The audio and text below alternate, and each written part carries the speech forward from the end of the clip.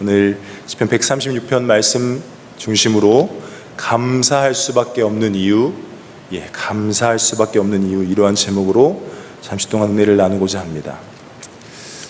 자꾸 감사 뭐 이런 자꾸 반복되어지는 이 요청들이 들려올 때마다 아마 솔직히 쉽진 않을 겁니다. 왜냐하면 각자 처한 상황도 다르고, 어떻게 맨날 감사해, 그죠? 어떻게 맨날 감사할 수 있어? 그런데 하나님께서 우리에게 감사하라고 하는 이유가 있겠죠. 우리가 부모님께서 자식들에게 무언가 좋은 것을 시킬 때 반복돼서 말하지 않습니까? 예를 들어서 저 같은 경우도 이제 초등학교 5학년생 자녀가 있다 보니까 별로 그렇게 뭐 공부하란 말까지는 안 하는데, 그래도 너의 미래를 생각해야 된다는 말을 가끔씩은 하게 되더라고요. 제가 어렸을 때는 부모님께서 공부하란 말을 그렇게 많이 하진 않으셨습니다. 저한테는 그런 재능이 잘 안 보였나 봐요. 저희 형한테는 공부하라고 많이 했는데 저한테는 그런 말을 잘 안 했어요. 그래서 저도 이제 크면 공부하란 말 특별히 안 해야지, 그런데도 그런 생각을 갖고 자랐음에도 불구하고 한 번씩은 이야기하게 되더라고요. 왜 얘기하죠? 너 잘 되라고. 다른 거 아닙니다. 하나님께서 감사를 자꾸 요구하시는 이유는 저와 여러분 잘 되라고 하시는 겁니다. 그 감사 가운데 우리가 하나님을 영화롭게 하는 겁니다. 하나님을 영화롭게 한다는 것 자체 가운데 영화로움을 받으신 하나님께서 어떤 반응을 나타내실까요? 다른 반응 아닙니다. 그 감사에 기뻐하시고, 이러한 환경 가운데도 네가 감사하는구나, 네가 감사할 조건만 주어질 때 감사하는구나. 하나님 너무나 잘 아시겠죠. 그런데 성경에서는 범사에 감사하래요. 범사에. 참 어려운데 그 어려운 일을 행할 수 있는 힘을 저와 여러분에게 주십니다. 부족하지만 하나님께서 저 나름대로 저희 가정에서 또 저희 인생 속에서 고난이라는 것을 겪게 하셨고, 근데 그 고난 가운데도 성령께서 붙잡아 주시면 감사할 수 있더라고요. 그런데 이 오늘 본문 말씀을 쫙 살펴보다 보면 저와 여러분들의 신앙생활의 모습들이 살짝 담겨져 있어요. 어떠한 모습이냐면 아무것도 몰랐던 저와 여러분들이 유일하신 하나님을 알게 돼요. 와, 다른 어떠한 신들보다 최고시네. 그 신들 위에 계시네. 이스라엘을 건지신 하나님이 나를 동일하게 건지셨네. 깨닫게 되는 거예요. 그러니 입술로 무엇이 자꾸 나오는 거죠? 감사가 나올 수밖에 없는 거죠. 그리고 나서 거기서 끝나는 게 아니라 앞으로 행하실 일들을 약속을 하세요. 이게 어마어마한 일입니다. 오늘 본문 말씀은 앞서 135편에 있는 내용을 약간 이렇게 요약해 놓은 듯한 그런 본문이에요. 그런데 이 본문 속에서 계속 반복되어지는 말이 있습니다. 각 절의 하반절에 뭐라 이야기하고 있죠? 한번 고백해 볼까요? 그 인자하심이 영원함이로다. 그 인자하심이 영원함이로는 계속해서 이 문장이 반복되어져요. 1절부터 26절까지 동일하게. 하나님을 찬양하는 이유, 물론 우리가 좋고 좋은 일이 있고 나쁜 일이 있고 어떤 순간에 범사에 감사하는 그 이유 여러 가지가 있을 수 있겠으나, 하나님의 그 인자하심, 그 하나만으로도 저와 여러분들이 감사를 표현할 수 있다는 사실을 깨달으시길 주님의 이름으로 축복합니다. 그런데 그의 그 인자하심이 영원함이로라는 단어를요 다르게 번역한 성경들이 있어요. 어떻게 번역하고 있냐면, 그의 인자가 영원하기 때문이다. 그리고 그의 선하심이 영원 불변하기 때문이다. 영원한 것은 그의 자비심 때문이다. 그리고 또 하나, 그의 인자는 오는 시대를 위함이다. 다시 말해서 하나님의 그 인자하심은 당대 이 시편을 고백했던 이스라엘 백성들에게만 국한되어서 한정되어서 선포되었던 말씀이 아니고 오늘날을 살아가는 저와 여러분들에게도 동일하게 이루어지는 말씀이라는 거예요. 그의 인자하심은 영원합니다. 그의 선하심은 영원합니다. 그의 사랑은 영원합니다. 여러분, 이러한 이유 하나만으로도 하나님께 감사하실 수 있는 저와 여러분 되시기를 주님의 이름으로 축복합니다. 그런데요, 하나님은 그냥 아무렇지도 않게 그냥 아무 이유 없이 조건 없이 하시는 감사를 어찌 보면은 더 기뻐하시다라는 사실을 깨달으시길 주님의 이름으로 축복합니다. 이렇게 계속해서 반복되어지는 이런 어떤 패턴들이 있지 않습니까? 그래서 아마도 이 시편은 앞에 부분을 누군가 레위인이 선창하면 뒤에 부분을 백성들이 합창하는 그런 반복되는 구조로 되어지지 않을까 하고 우리 학자들은 추측을 해요. 그래서 신명기 27장에 보면은 에발산에서 선포하는 저주의 내용이 있거든요. 그런 내용 가운데 이렇게 나와 있어요. 레위 사람은 큰 소리로 이스라엘 모든 사람에게 말하여 이르기를. 레위 사람이 먼저 이렇게 선창을 합니다. 장색의 손으로 조각하였거나 부어 만든 우상은 야훼께 가증하니 그것을 만들어서 은밀히 세우는 자는 저주를 받을 것이라 할 것이요 모든 백성은 응답하여 말하되 아멘 할지니라. 이게 법 가운데로 지정이 되어져요. 먼저 이렇게 우리가 이렇게 죄를 짓지 말자 하면 모든 백성이 아멘 하는 거예요. 그럼 오늘 본문을 한번 비슷하게 한번 다 할 수는 없고 2절 한 번만 성경책을 보시면서 제가 먼저 선창을 해볼게요. 그럼 그 다음에 여러분들께서 각자 있는 그 처소에서 한번 다음을 고백해 주시기 바랍니다. 제가 2절 앞부분을 선창하겠습니다. 신들 중에 뛰어난 하나님께 감사하라. 그 인자하심이 영원함이로다. 이렇게 계속해서 반복되어지면서 하나님을 찬양하는 거예요. 이러한 고백 가운데 이 본문을 조금 이제 이해하기 쉽게 좀 나눠보도록 하겠습니다. 먼저 1절에서 4절까지 하나님께서 보이신 세계를 이야기하고 있습니다. 어떤 세계를 보이셨냐면 유일하신 하나님에 대하여 1절에서 4절까지를 이야기합니다. 왜 여기서 유일하다는 말 제목을 잡았냐면 나와 있다시피 2절 신들 중에 뛰어난 하나님, 그리고 주들 중에 뛰어난 주께, 그리고 4절에 홀로 그 기이한 일들을 행하신 이에게 감사하라, 이렇게 되어져 있어요. 다시 말하면 이 세상 어떠한 신들, 우리가 만들어낸 신이죠. 결국은 그 신들 위에 계신 분이 누구라는 거죠? 하나님이에요. 근데 그 하나님은 유일하신 하나님입니다. 여러분 자부심을 가지십시오. 우리가 믿는 하나님은요 유일하신 하나님이에요. 깨달으시길 주님의 이름으로 축복합니다. 그리고 5절에서 9절은 하나님께서 지으신 세계, 다시 말하면 창조하신 하나님에 대한 이야기가 나오고요. 그리고 또 10절에서 22절까지는 하나님께서 일하신 세계입니다. 일하신. 그게 어떠한 세계시냐면 인도하신 하나님, 그렇게 나오고, 또 23절로 26절까지는 하나님께서 지키실 세계예요. 어떠한 세계냐면 기억하신 이에게 감사, 다시 말해 구원하신 하나님께 감사함을 표현하는 내용입니다. 여러분 우리가 소설을 읽거나 드라마를 보거나 영화를 보거나 어떤 음악을 들어도 여러분 어떤 클라이막스라고 하는 고조되는 부분이 있지 않습니까? 이 오늘 본문에 고조되는 부분은 세 번째입니다. 세 번째. 어떤 부분이냐면 인도하신 하나님께서 역사하신 그 부분, 일하신 세계를 표현하는 이 부분이 클라이막스예요. 그리고 나서 마지막에 결론을 짓기를 23절로 26절 하나님이 지키실 세계요, 그리고 하나님께서 구원하실 하나님에 대한 그 감사의 내용이 마지막 결론적으로 저와 여러분들에게 주어지는 것입니다. 여러분 분명한 그 하나님의 방법 가운데 우리는 이 어떠한 표현 가운데 항상 선을 행하시고 함께 하시고 계심을 믿고 감사하시는 믿음 가지시길 주님의 이름으로 축복합니다. 그러면 먼저 1절에서 4절의 말씀, 유일하신 하나님에 대해서 잠시 한번 살펴보도록 하겠습니다. 이 부분은 서론 부분이라고 할 수 있는 겁니다. 하나님은 이러한 분이야. 그러니까 마지막 23절로 26절을 강조하기 위해서 이 세 단계 1, 2, 3번에 대한 내용을 이야기하고 있는 거예요. 그래서 여기서는 분명하게 이해하고 있습니다. 유일하신 하나님. 우리가 잘 아시는 갈멜산상에서 이 엘리야와 바알 우상을 섬기는 선지자 450명, 그리고 아세라 우상을 섬기는 또 400명의 그 나름대로의 선지자들과 다시 말하면 영적 전쟁을 벌여요.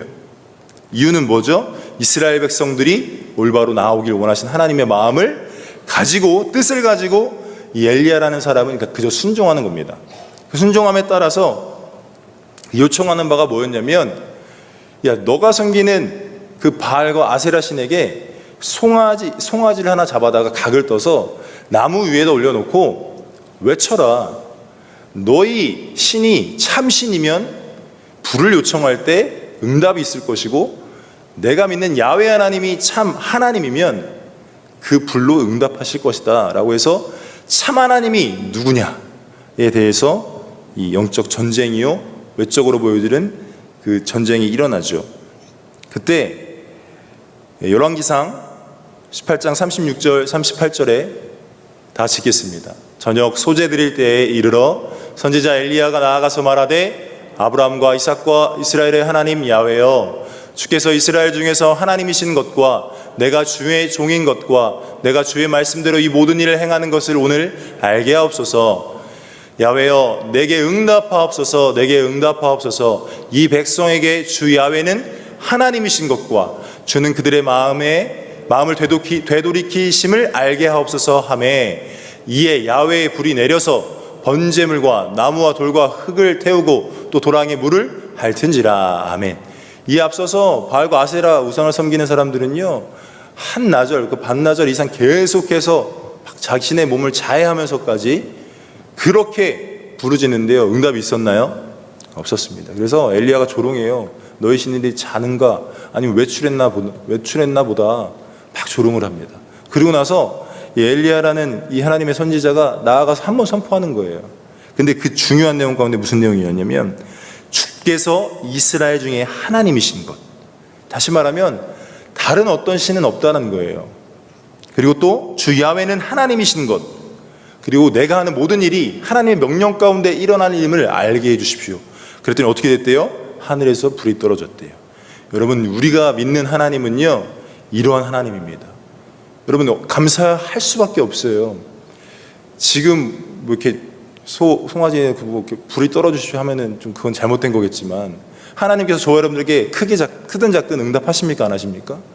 반드시 응답이 있으세요. 그러니까 죽으신 하나님이 아니라고요. 살아계신 하나님이고, 그 하나님이 이 유일하신 하나님이기 때문에 우리는 감사할 수밖에 없는 겁니다. 믿으시길 주님의 이름으로 축복합니다.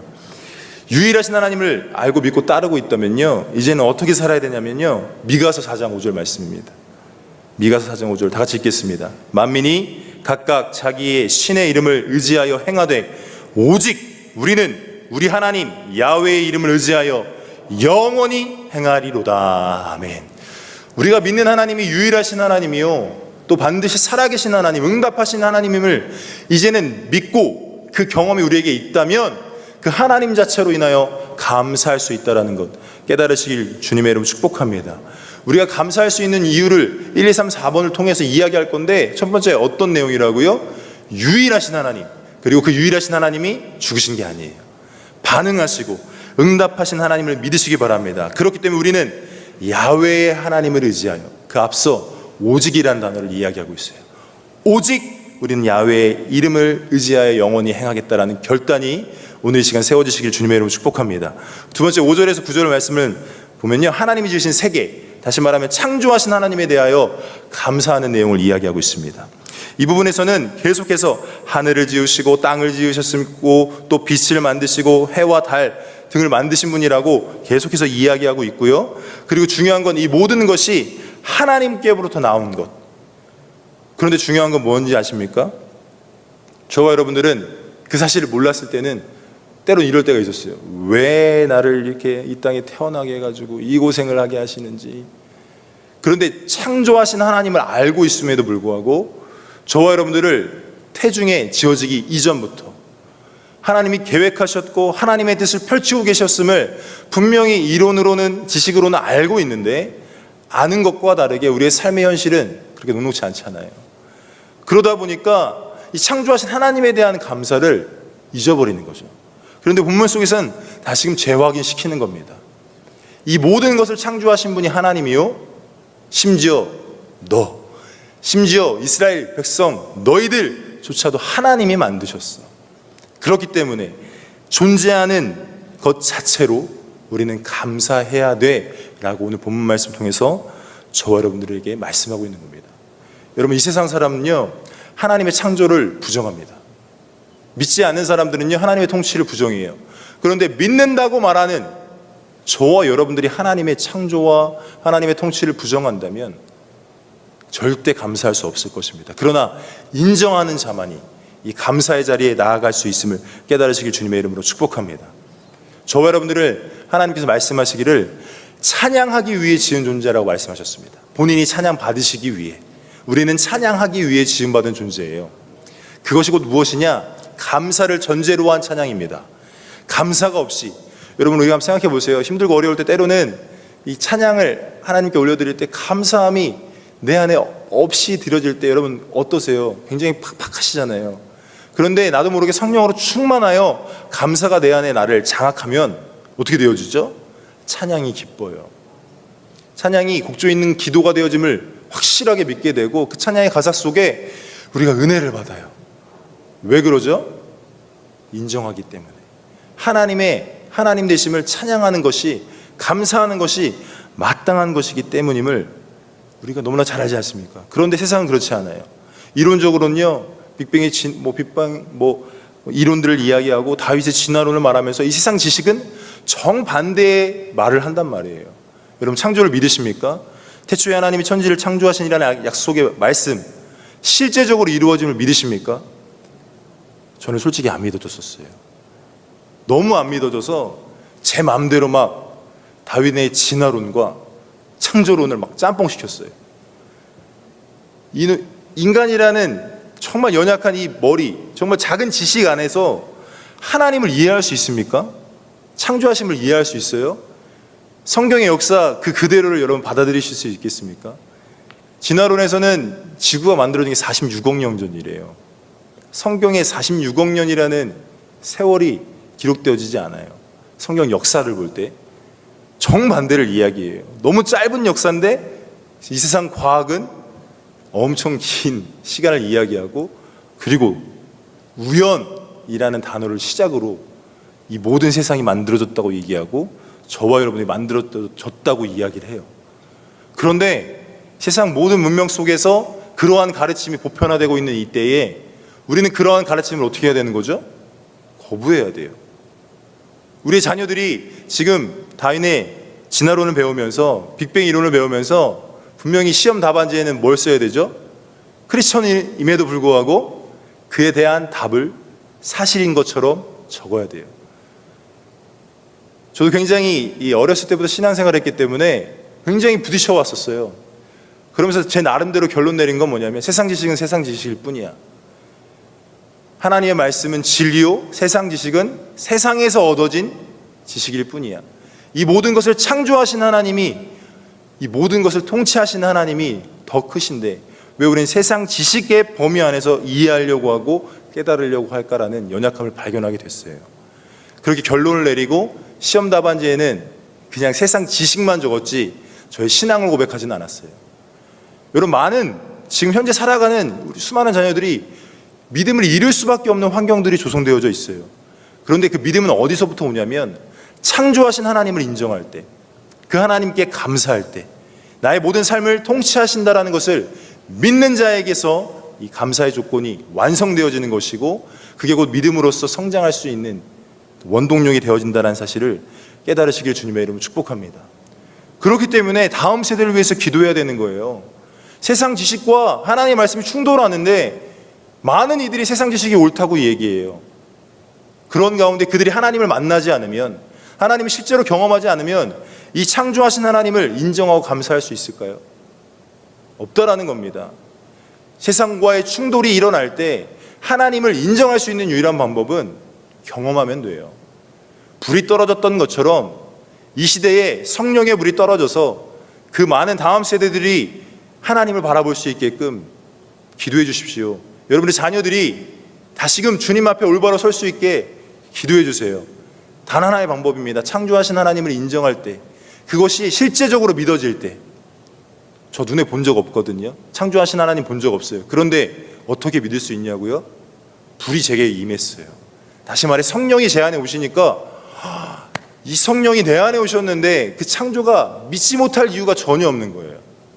나라는 죄인을 구원의 놀라운 은혜 가운데 불러주셨는데 그 창조하신 하나님을 못 믿을 이유가 없는 겁니다. 성령의 역사하심으로 말미암아 우리가 믿음을 소유한다는 사실 깨달으시길 주님의 이름으로 축복합니다. 그렇기 때문에 창조하신 하나님을 감사하고 인정할 때 그 하나님이 기뻐하시는 것이고, 그 감사를 기뻐 받으신 하나님께서 저와 여러분들에게 이 3번과 4번의 1을 행하신다라는 것 깨달으시길 주님의 이름으로 축복합니다. 좀 빠르게 가겠습니다. 10절에서 22절 세 번째는요, 하나님께서 일하신 세계예요. 다시 말해서 인도하신 하나님, 그 인도하신 하나님께 저와 여러분들은 감사해야 되는 것입니다. 여기서 보면은 11절, 이스라엘을 그들 중에서 인도하셔내신 이에게, 그리고 강한 손과 표심팔을 인도하여 내신 이에게, 그리고 16절에 그의 백성을 인도하여 광야를 통과하신 이에게 감사하라, 이렇게 되어 있습니다. 다시 말하면 이 마지막 창조주로서 유일하신 하나님, 그리고 또 인도하신 하나님, 또 마지막에 고백해야 될 우리를 구원하신 하나님께 감사하기 위해서 클라이막스로 이걸 이야기하고 있는 거예요. 왜냐? 애굽이라는 곳을 그 당시 비유로 이야기할 때 세상을 말하고 있습니다. 다시 말해 세상에서 저와 여러분을 건지신 것처럼 이스라엘 백성들을 건지셨다라는 표현을 이곳에서 이야기하고 있는 거예요. 여러분, 세상에서 건졌다라는 것이 왜 감사한 일이냐면, 다시 말하면 죄와 저주와 사망 가운데서 건지셨다라는 거예요. 다시 말하면 지옥의 심판 속에서 저와 여러분을 건지셨다라는 의미인 것입니다. 애굽에서 이스라엘 백성들을 탈출시켰다라는 의미는 다시는 세상에 속하여 너희들이 멸망의 자리에 있는 것이 아니라 구원의 자리, 생명의 자리로 인도하실 하나님, 그 하나님을 강력하게 드러내고 계신 역사적 사실임을 깨달으시길 주님의 이름으로 축복합니다.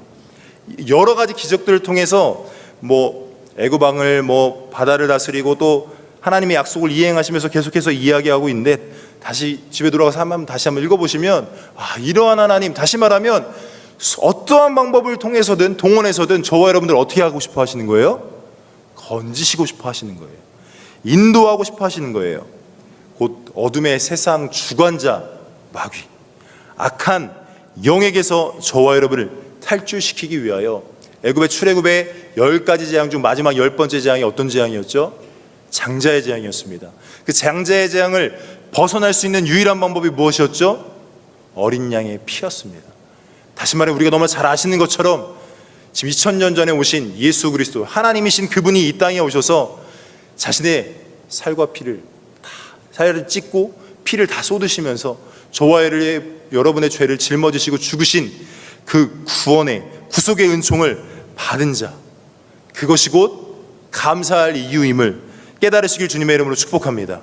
그래서 로마서 5장 17절로 19절 말씀을 한번 읽어보겠습니다. 로마서 5장 17, 19절입니다. 시작. 한 사람의 범죄로 말미암아 사망이 그 한 사람을 통하여 왕노릇하였은즉 더욱 은혜와 의의 선물을 넘치게 받은 자들은 한 분 예수 그리스도를 통하여 생명 안에서 왕노릇하리로다. 그런즉 한 범죄로 많은 사람이 정죄에 이른 것 같이 한 의로운 행위로 말미암아 많은 사람이 의롭다 하심을 받아 생명에 이르렀나니 한 사람이 순종하지 아니함으로 많은 사람이 죄인 된 것 같이 한 사람이 순종하심으로 많은 사람이 의인이 되리라. 아멘. 다시 말하면 사망 가운데서 왕노릇할 수밖에 없는 저와 여러분들이 어디로 옮겨진 거예요? 생명의 자리로. 출애굽은 그것을 의미하는 것입니다. 그렇기 때문에 시편에, 그리고 성경에 가장 많은 예화 가운데로 과거의 역사적 사실을 언급하면서 설교든 무엇이든 계속 나오는 이야기가 출애굽이 나오느냐? 다시 말해 우리를 멸망 가운데 그냥 내버려 두시지 않으셨던 하나님을 강력하게 선포하고 계시고 있음을 깨달으시길 주님의 이름으로 축복합니다. 그렇기 때문에 우리는 감사할 수 있는 거예요. 그리고 우리는 죄인이었었는데 이제는 어떻게 된 거죠? 의인의 자리로. 이 일을 감사하시길 주님의 이름으로 축복합니다. 로마서 16절 25절로 27절에 사도 바울은 이렇게 얘기하고 있어요. 고백하겠습니다. 나의 복음과 예수 그리스도를 전파함은 영세전부터 감추어졌다가 이제는 나타내신 바 되었으며 영원하신 하나님의 명을 따라 선지자들의 글로 말미암아 모든 민족이 믿어 순종하게 하시려고 알게 하신 바 그 신비의 계시를 따라 된 것이니 이 복음은 너희를 능히 견고하게 하실 지혜로우신 하나님께 예수 그리스도로 말미암아 영광이 세세 무궁하도록 있을지어다. 아멘. 사도 바울은 그가 경험하신 하나님, 다시 말해서 자신은 하나님을 알고 자신은 복음도 전혀 알 수 없었던 그런 존재였는데 율법으로는 흠이 없는 자였으나 그러나 그는 멸망 가운데 있었어요. 그런 자신에게 누가 나타나셨죠? 예수님이 나타나셨어요. 그래서 자신이 경험한 복음을 이야기하며 그 복음, 나를 건지신 이야기를 그가 가는 곳곳에서 선포하고 있어요. 그 가운데 출애굽의 역사를 말씀하시며 이스라엘을 건지신 것처럼 이 세상의 멸망 가운데 살아가고 있는 우리를 건지고자 하신 하나님의 의지를 나의 복음이라고 이야기하며 많은 이들에게 선포하고 있어요. 여러분, 앤드류 머레이라는 사람이 예수를 깊이 경험하라 말하고 있는데 그 책에서 보면은 다른 이유가 없어요. 예수를 경험할 때 내가 지옥의 멸망 가운데서 건진받았다라는 사실을 깨닫게 된다는 거예요. 저 여러분들이 이 사실을 깨달을 때 감사할 수 있는 것이고 그 감사의 조건들이 완성되어진다는 사실 깨달으시길 주님의 이름으로 축복합니다. 마지막 그래도 이 부분은 제일 중요한 결말이기 때문에 잠깐 말씀드리겠습니다. 23절로 26절에 하나님이 지키실 세계입니다. 내가 지킬 수 있는 거 아니고요, 내가 끌어안을 수 있는 거 아니에요. 하나님이 지키실 세계고 또 구원하실 하나님께 감사해야 된다는 사실입니다. 이 본문 속에 이렇게 얘기하고 있습니다. 23절에 우리를 비천한 가운데에서도 기억해 주신 이에게 감사하라. 여러분, 이 사실 하나만 해도 굉장히 우리는 감동해야 됩니다. 우리가 비천한 가운데 있었어요. 하나님 절대 알 수 없었어요. 역사적으로 우리가 500년 전에 조선시대에 태어났으면요, 하나님 몰라요. 절대 알 수 없습니다. 만약에 알았다고 해도 쉽게 받아들일 수 없었어요. 그리고 이 땅에 살아간다 한들 세상에 수많은 사람들 그렇게 강팍하잖아요. 예수 복음 얘기할 때 필요 없다 얘기하잖아요. 주님 앞에 나왔던 자가 예수 모른다고 부인하고 돌아서잖아요. 그러한 이 시대 가운데 예수님을 알고 믿고 따른다? 여러분, 비천한 가운데 나를 기억해 주신 겁니다.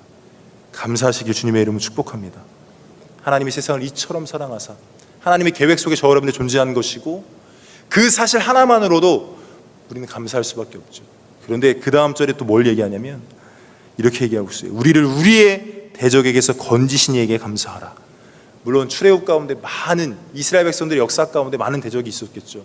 그러나 이것은 영적으로 본다면 앞서 말씀드렸던 어둠의 세상 주관자 마귀에게서 저 여러분들을 어떻게 했죠?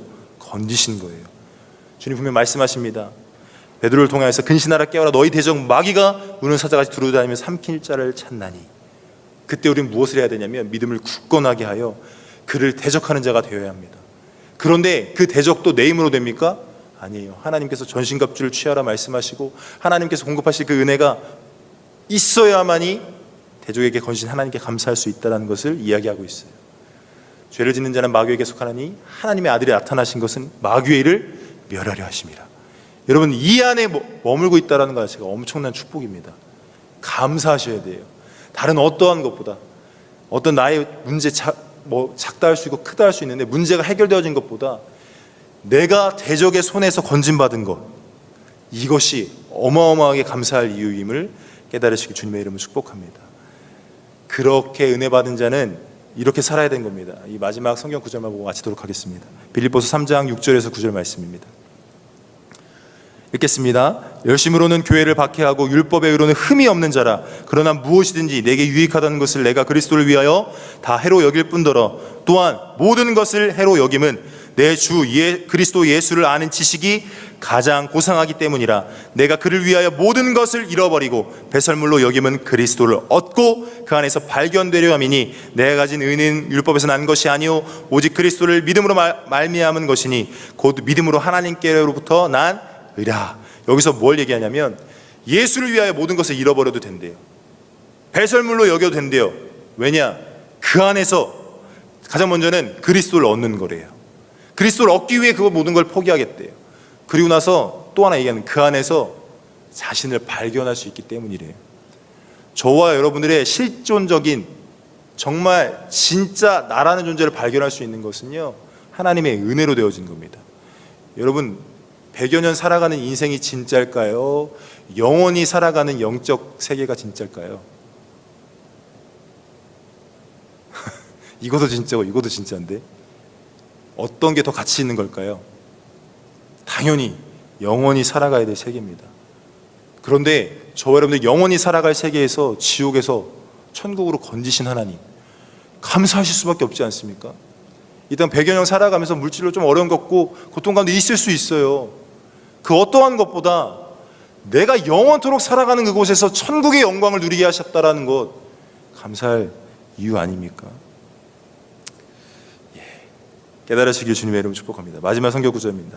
빌립보서 3장 10절로 12절, 바로 다음 구절이에요. 다 같이 읽겠습니다. 내가 그리스도와 그의 부활의 권능과 그 고난에 참여함을 알고자 하여 그의 죽으심을 본받아 어떻게 해서든지 죽은 자 가운데서 부활에 이르려 하노니 내가 이미 얻었다 함도 아니요 온전히 이루었다 함도 아니라 오직 내가 그리스도 예수께 잡힌 바 된 그것을 잡으려고 달려가노라. 그 이하에는 표대를 잡으려고 달려간다 이야기하고 있습니다. 그의 목표는 무엇이었냐면 부활의 권능, 다시 말하면 이 땅의 100여 년의 세월이 아니에요. 부활의 영원한 시간, 천국의 영광을 잡기 위해서. 방금 읽었던 11절 말씀 전반부에 이렇게 되어 있어요. 어떻게 해서든 사도 바울도 이와 같은 결단을 해요.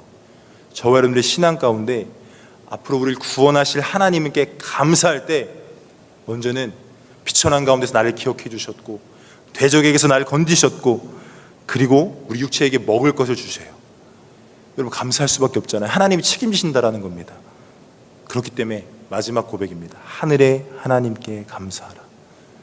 이것은 어떠한 신들 중에 계신 하나님이 아니에요. 유일하신 하나님, 창조주 하나님, 그리고 인도하신 하나님, 그리고 우리를 구원하실 하나님, 이 사실 깨달으시고 오늘도 감사로 하나님을 영화롭게 하시며 승리하신 하루 되시길 주님의 이름으로 축복합니다.